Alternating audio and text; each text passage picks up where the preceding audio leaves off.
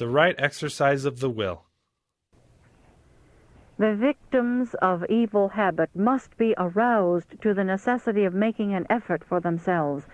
Others may put forth the most earnest endeavor to uplift them. The grace of God may be freely offered. Christ may entreat. His angels may minister. But all will be in vain unless they themselves are roused to fight the battle in their own behalf.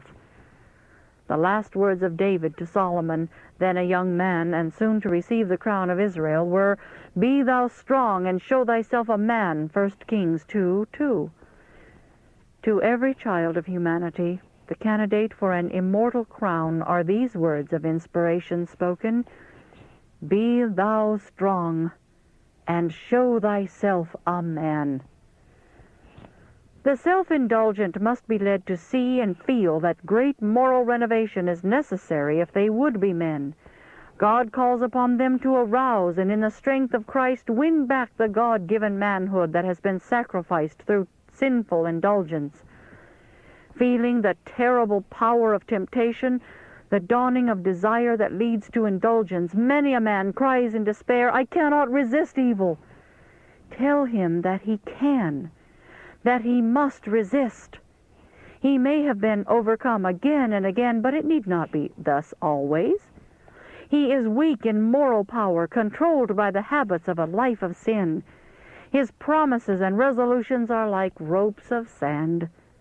The knowledge of his broken promises and forfeited pledges weakens his confidence in his own sincerity and causes him to feel that God cannot accept him or work with his efforts. But he need not despair. Those who put their trust in Christ are not to be enslaved by any hereditary or cultivated habit or tendency. Instead of being held in bondage to the lower nature, they are to rule every appetite and passion. God has not left us to battle with evil in our own finite strength. Whatever may be our inherited or cultivated tendencies to wrong, we can overcome through the power that He is ready to impart.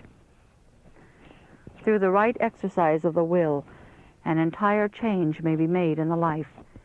By yielding up the will to Christ, we ally ourselves with divine power.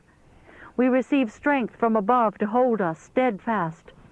A pure and noble life, a life of victory over appetite and lust, is possible to every one who will unite his weak, wavering human will to the omnipotent, unwavering will of God. Those who are struggling against the power of appetite should be instructed in the principles of healthful living. They should be shown that violations of the laws of health by creating diseased conditions and unnatural cravings lays the foundation of the liquor habit. Only by living in obedience to the principles of health can they hope to be freed from the craving for unnatural stimulants. While they depend upon divine strength to break the bonds of appetite, they are to cooperate with God by obedience to His laws, both moral and physical.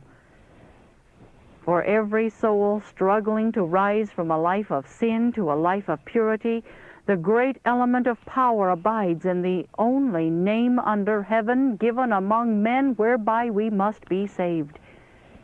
If any man thirst for restful hope, for deliverance from sinful propensities, Christ says, "Let him come unto me and drink." The only remedy for vice is the grace and power of Christ.